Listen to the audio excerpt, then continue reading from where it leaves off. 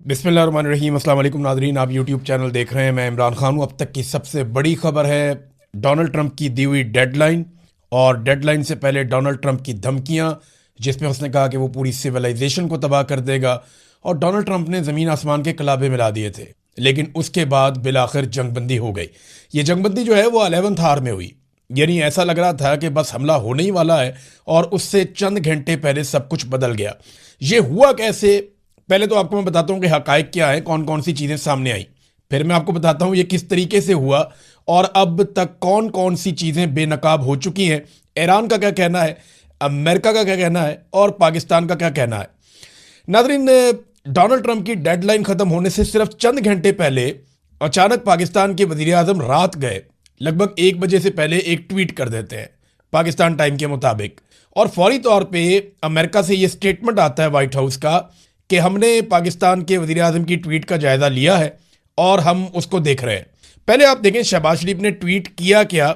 शहबाज शरीफ ने कहा जी, मशरिक़ वुस्ता में जारी जंग के पुरअमन हल के लिए सिफारती कोशिशें बतदरीज मजबूती से और ताकत के साथ आगे बढ़ रही हैं, जिसके मुस्तकबिल में नताइज सामने आने की काफ़ी उम्मीद है। सफारतकारी से मसला हल करने के लिए मैं सदर ट्रंप से दरख्वास्त करता हूँ कि वो अपनी डेडलाइन को 2 हफ्तों तक बढ़ा दें। पाकिस्तान ईरानी भाइयों से आबनाए हुर्मस को 2 हफ्तों के लिए खोलने की पुरजोर पुरखलूस अपील भी करता है। तमाम फरीकैन से भी दरख्वास्त करते हैं कि वो खित्ते में तवील मुद्दती अमन और इस्तेहकाम के मफाद में सिफारतकारी की खातिर मुकम्मल जंगबंदी की पाबंदी करें। इसमें पाकिस्तान ने इसराइल का नाम नहीं लिया, लेना भी नहीं चाहिए था। वैसे अमेरिका ही मैटर करता है, इसराइल तो मैटर नहीं करता। अगर इसराइल ईरान के साथ लड़ेगा तो वो 2 ढाई 3 घंटे के अंदर इसराइल को चक्कर दे के रख देगा ईरान। अच्छा, ये स्टेटमेंट आता है शहबाज शरीफ का। इसके कुछ देर के बाद जो है वो जब डोनाल्ड ट्रंप की डेडलाइन ख़त्म हो रही थी तो लगभग 1.5-2 घंटे रह गए थे, बाकी 1.5 घंटा रह गया था। फिर अचानक से डोनाल्ड ट्रंप का एक स्टेटमेंट आ जाता है। डोनाल्ड ट्रंप क्या कहता है, ज़रा ये भी आप सुन लें। डोनाल्ड ट्रंप ने अमेरिकी सदर डोनाल्ड ट्रंप ने कहा कि पाकिस्तान के वज़ीर आज़म शहबाज शरीफ और army chief field marshal Asim Munir की दरख्वास्त पर वो ईरान के खिलाफ तयशुदा हमले को 2 हफ्तों के लिए मौखर करने पर आमादा है, बशर्तिया कि ईरान आबनाए हुर्मस को फौरी तौर पर और मुकम्मल तौर पर महफूज तरीके से खोल दे। उनके मुताबिक ये 2 तरफा जंगबंदी होगी। सदर ट्रंप ने कहा कि अमेरिका अपने तमाम फौजी अहदाफ हासिल कर चुका है और ईरान के साथ तवील मुद्दती अमन मुआहदे पर पेशरफ्त काफ़ी हद तक हो चुकी है। डोनाल्ड ट्रंप ने इसी ट्वीट के अंदर कहा कि ईरान की जानिब से 10 नकाती तजवीज़ मौसूल हुई है जो मुज़ाकरात के लिए काबिल अमल बुनियाद फराहम करती है। ये बहुत अहम है, मैं आगे चल के आपको बताता हूँ। अमरीकी सदर के मुताबिक अमरीका और ईरान के दरमियान ज़्यादातर इख्तलाफी नुकात पर इत्तफाक हो चुका है और 2 हफ्तों की मोहलत मुआहदे को हतमी शक्ल देने में मदद देगी। उन्होंने कहा कि बतौर सदर और मशरिक़ वुस्ता के ममालिक की नुमाइंदगी करते हुए इस देरीना मसले के हल के करीब पहुँचना उनके लिए बहुत बड़ा एजाज़ है। लो जी, ये डोनाल्ड ट्रंप ने कह दिया ठीक है, मुझे जंगबंदी कबूल है। उसके बाद स्टेटमेंट आ गया ईरान की जानिब से। ईरान की जानिब से जो स्टेटमेंट आया वो अराक्ची का स्टेटमेंट आया। ईरानी वज़ीर ख़ारजा डॉक्टर अब्बास अराक्ची ने कहा कि इस्लामी जमहूरिया ईरान की सुप्रीम नेशनल सिक्योरिटी काउंसिल की जानिब से जो बयान जारी हुआ है वो ये है। मैं इस्लामी जमहूरिया ईरान की जानिब से खित्ते में जंग के खात्मे के लिए अपने प्यारे भाइयों इज़्ज़त माब वज़ीर आज़म पाकिस्तान शहबाज शरीफ और फील्ड मार्शल आसिम मुनीर की कोशिशों पर उनका शुक्रिया अदा करता हूँ, तारीफ़ करता हूँ।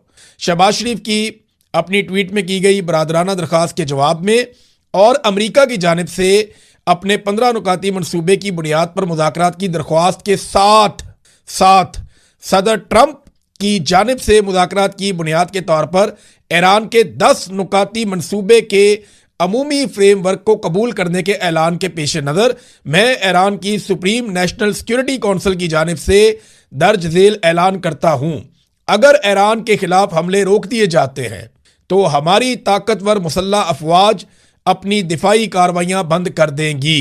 2 हफ्ते की मुद्दत के लिए ईरान की मुसल्लह अफवाज के साथ हम आहंगी और तकनीकी हदूद को मद्देनजर रखते हुए आबनाए हुर्मस के जरिए महफूज रास्ता मुमकिन बनाया जाएगा। ये जनाब सैयद अब्बास अराक्ची ये स्टेटमेंट आ जाता है। अच्छा, इसके अलावा कुछ स्टेटमेंट्स और भी हैं जो मैं आपके सामने रखना चाहूँगा। एक तो पहले आपको बताऊंगा कि ईरान की शराइत क्या है, लेकिन यहाँ पे जो एक बड़ा स्टेटमेंट है वो स्टेटमेंट है सुप्रीम नेशनल सिक्योरिटी काउंसिल का जो ईरान की है। उन्होंने कहा जनाब के 2 हफ्ते की जंगबंदी और मुज़ाकरात पर जो उनका स्टेटमेंट है, उन्होंने कहा कि दुश्मन को मुजरिमाना जंग में नाकाबिले तरदीद, तारीखी और इबरतनाक शिकस्त का सामना करना पड़ा। ईरान ने अमेरिका को 10 निकाती मनसूबा कबूल करने पर मजबूर कर दिया। तजावीज़ में अमेरिका की जानिब से अदम जारहियत की जमानत देना शामिल है। आबनाए हुर्मत पर ईरान के कंट्रोल को जारी रखने की तजवीज़ शामिल है।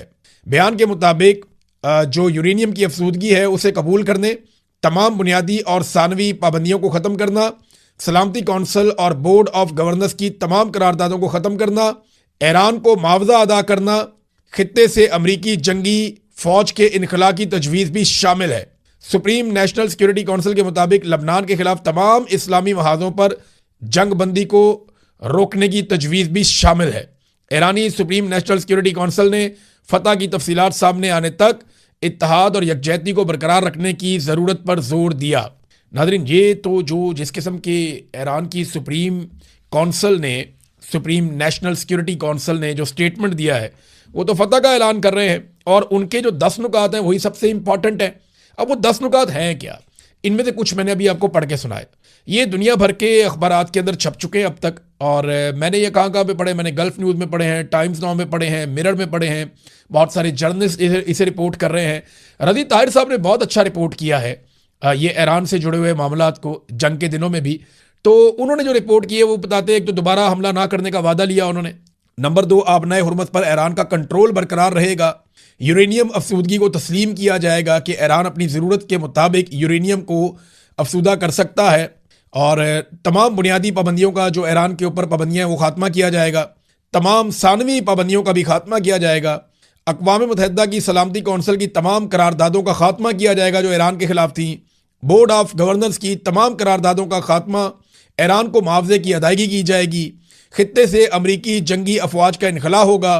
तमाम महाजों पर जंग का खात्मा बशमूल लबनान में फौरी जंग बंदी, और जो आबनाए हुर्मत है उसके हवाले से वो ईरान का कंट्रोल रहेगा। ईरान उसका मैकेनिज्म बनाएगा और उससे जो ईरान पैसा हासिल करेगा वो पैसा खर्च किया जाएगा या इस्तेमाल किया जाएगा रिकंस्ट्रक्शन के ऊपर, जो तबाही हुई है उसको ठीक करने के ऊपर इस्तेमाल किया जाएगा। और इसके अलावा वो मांगते हैं कि जो नुकसान किया उसकी भरपाई भी की जाए। ये है जनाब ईरान के मुतालबात।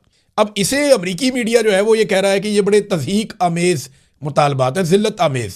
यानी डोनाल्ड ट्रंप के सामने वही मुतालबात जो ईरान ने पहले रखे हुए थे, डोनाल्ड ट्रंप उन्हें मानने पर मजबूर क्यों हो गया? ये है जनाब सबसे बड़ा सवाल। तो डोनाल्ड ट्रंप के साथ हुआ क्या? लेकिन पहले ये शहबाज शरीफ साहब के पास जब ट्वीट आया तो उन्होंने ट्वीट कर दिया, तो ये कहानी क्या है? अब जरा मैं आपको एक कहानी की तरह बताता हूं। डोनाल्ड ट्रंप ने 10 दिन की डेडलाइन दी और इन 10 दिनों में पूरी कोशिश की कि अरब ममालिक पाकिस्तान को लेकर इस लड़ाई में उतर जाएं, लेकिन वो मुमकिन नहीं हो पाया। पाकिस्तान इस लड़ाई में उतरना चाहता था, लेकिन पाकिस्तान की आवाम ने शिया सुन्नी फिरका वारियत को पसे पुश्त डालते हुए इस बात को नामुमकिन बना दिया और पाकिस्तान में एक मिसाली भाईचारा देखने में आया।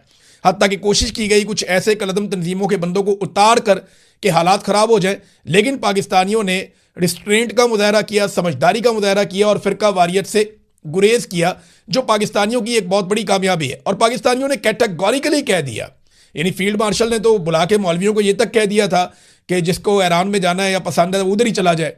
ये मामला ख़राब हो रहा था, लेकिन पाकिस्तानी जो है वो कंसिस्टेंटली अपने मौक़िफ़ के साथ खड़े रहे। ये जो सुलह वाला दिन है, यानी ये पूरा दिन कैसा गुजरा मंगल का, ये मैं आपको थोड़ा सा इसके बारे में आगाह कर देता हूं। हुआ ये मंगल के दिन में कि अचानक से कुछ ऑर्डर आते हैं पाकिस्तान के मीडिया को। ये 4 किस्म के ऑर्डर हैं जो पाकिस्तान के सोशल मीडिया में हम लोगों को दिए गए और पाकिस्तान के रेगुलर मीडिया को दिए गए। और ईरानी सहाफ़ियों के बारे में ये कहा गया कि अब ईरानी सहाफ़ियों को आप टीवी चैनल्स पे लेने से गुरेज करें।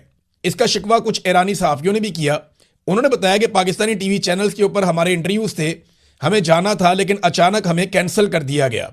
यानी एक तो एस्टेब्लिशमेंट का ऑर्डर आया कि आपने ईरानी सहाफ़ियों को नहीं लेना। दूसरा एक ये ऑर्डर आया कि आप अब ईरान की मजम्मत करें कि जो उसने सऊदी अरब के ऊपर वापस अटैक किया है, तो उसकी मजम्मत के लिए भी अहकामात आ गए। तो कुछ ऐसी चीज़ें पाकिस्तान में एस्टेब्लिशमेंट कर रही थी जिससे तासुर मिल रहा था कि पाकिस्तान अब पूरी साइड लेने वाला है और जैसे ही अमेरिका अटैक करेगा पाकिस्तान पैंतरा बदल जाएगा, ऐसा लग रहा था। क्योंकि पाकिस्तान की एस्टेब्लिशमेंट पाकिस्तान के मीडिया को इससे मिलते जुलते कुछ अहकामात जारी कर रही थी। लेकिन अचानक से डोनाल्ड ट्रंप ने सारा गेम पलट दिया और एक मैसेज आता है शहबाज शरीफ के पास। और मैसेज क्या आता है? शहबाज शरीफ का जो पैगाम मैंने आपको पढ़ के सुनाया, ये पैगाम इस तरीके से नहीं था। इस पैगाम के शुरू में एक और चीज भी है, और ये लाइन जब आप पढ़ेंगे तो आप बड़ा एंजॉय करेंगे। पहली लाइन जो शहबाज शरीफ साहब ने अपने ट्वीट में लिखी, जो 1 बजे के करीब रात को उन्होंने की, उसमें था draft Pakistan prime minister message on x. समझ रहे हैं आप? देखिए, अब मैं आपको एक बारीक चीज समझाता हूं। ये दुनिया भर के तज्जियाकार इस पे बात कर रहे हैं कि ये मैसेज शहबाज शरीफ ने खुद नहीं लिखा, और ये भी वो क्लेम कर रहे हैं कि ये मैसेज पाकिस्तान के अंदर से किसी सरकारी महकमे ने भी नहीं लिखा। मैं अच्छी तरह जानता हूं जो सरकारी लैंग्वेज है, मैं जर्नलिस्ट हूं, सारी जिंदगी हमने ये फाइलें पढ़ी हैं, सारी जिंदगी हमने ये डॉक्यूमेंट देखे हैं। तो पाकिस्तान के अंदर से अगर कोई लिखता तो सिर्फ प्राइम मिनिस्टर लिखता, पाकिस्तान प्राइम मिनिस्टर नहीं लिखता, सिर्फ प्राइम मिनिस्टर लिखता। अगर आसिम मुनीर साहब ने लिखा होता या एस्टेब्लिशमेंट ने लिखा होता तो सिर्फ प्राइम मिनिस्टर लिखते, किसी ब्यूरोक्रेट ने लिखा होता तो सिर्फ प्राइम मिनिस्टर लिखते। लेकिन ये किसी और मुल्क ने क्योंकि लिखा है, और जुबान भी वही है जिस किस्म की जुबान डोनाल्ड ट्रंप इस्तेमाल करते हैं या अमेरिकन इस्तेमाल करते हैं। तो ये मैसेज लिखा हुआ पहले पाकिस्तान की मिलिट्री एस्टेब्लिशमेंट के पास आया, और शहबाज शरीफ साहब ने एक्साइटमेंट में और उजलत में, इतनी खुशी थी कि अमेरिका से मैसेज आ गया है, कि इन्होंने फौरी तौर पे उसको ट्वीट कर दिया, ये सोचे बगैर कि इसकी पहली लाइन को मिटाना था। यानी पहली लाइन में ये लिखा हुआ था कि ये पैगाम शहबाज शरीफ साहब अपने ट्विटर से पोस्ट करेंगे, ये लिखा हुआ था। और शहबाज शरीफ साहब ने पहले लाइन ये वाली भी लिख दी कि शहबाज शरीफ साहब अपने ट्विटर से ये वाला ड्राफ्ट पोस्ट करेंगे, और नीचे वो पोस्ट भी साथ ही लिख दी। थोड़ी देर के बाद शहबाज शरीफ को अपनी गलती का एहसास हुआ, और उन्हें एहसास दिलाया गया बड़े तगड़े तरीके से।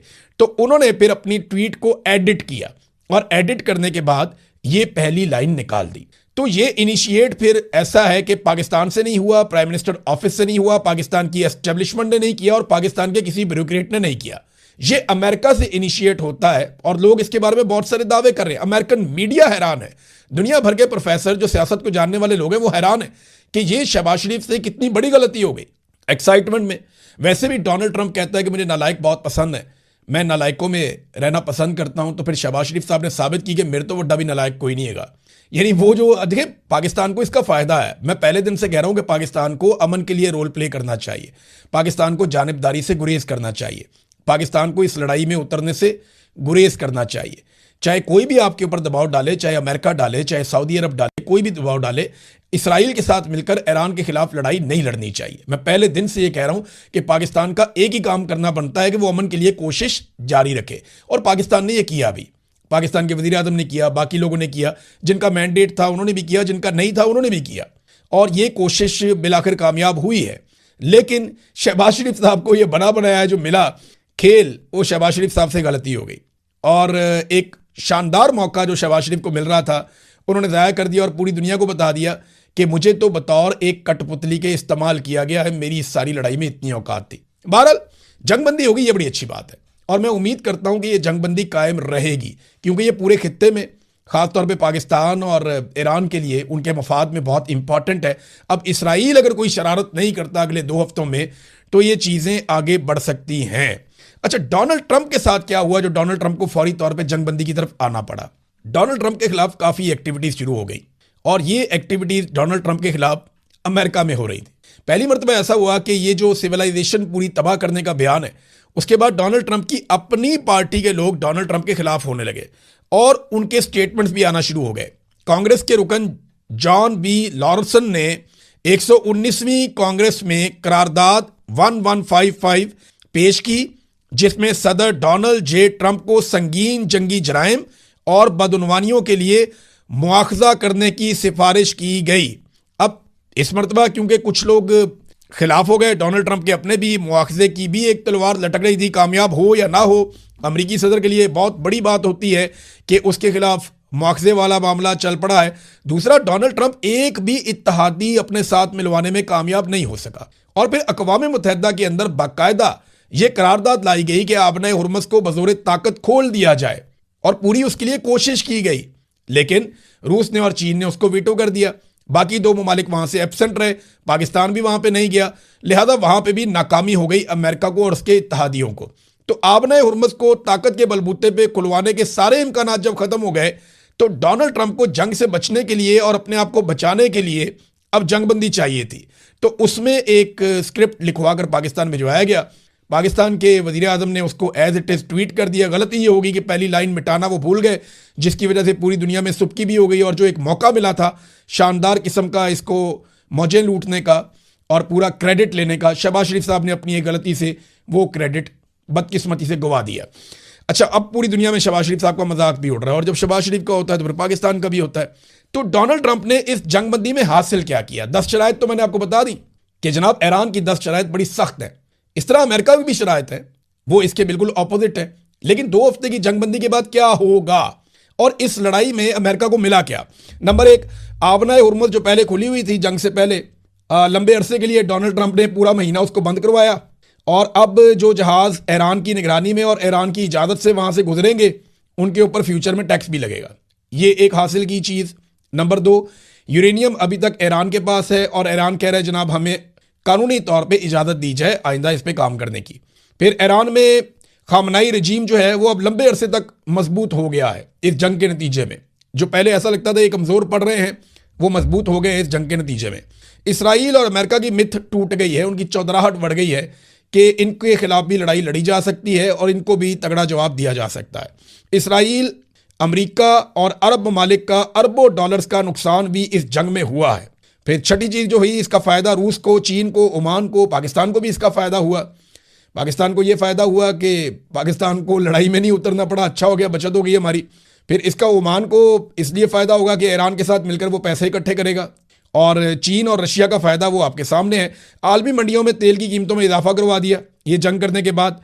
हर रोज़ अरबों डॉलर स्टॉक के अंदर डूबते रहे। डोनाल्ड ट्रंप और नेतन्याहू के लिए उनके मुल्कों में बहुत बड़ा सियासी डैमेज हुआ है इस जंग के नतीजे में, और पहली बार अमेरिका के इत्तेहादियों ने उसे तनहा छोड़ा। ये सारा कुछ डोनाल्ड ट्रंप ने इस जंग में हासिल किया है। अब नाज़रीन, 10 तारीख को पाकिस्तान के वज़ीर आज़म ने फिर ट्वीट कर दिया और 10 तारीख को दावत दे दी है अमेरिका के और ईरान के नुमाइंदों को कि वो आएँ और आकर बैठ के पाकिस्तान के अंदर इस्लामाबाद में अपने मुज़ाकरात करें और कोई बीच का रास्ता निकालें, ताकि 2 हफ्ते के बाद भी ये जंगबंदी कायम रहे और दोबारा लड़ाई ना हो। देखें, उम्मीद यही की जा रही है और कोशिश भी ये होनी चाहिए सबकी, और मेरी दुआ भी है कि खित्ते के अंदर अमन आए।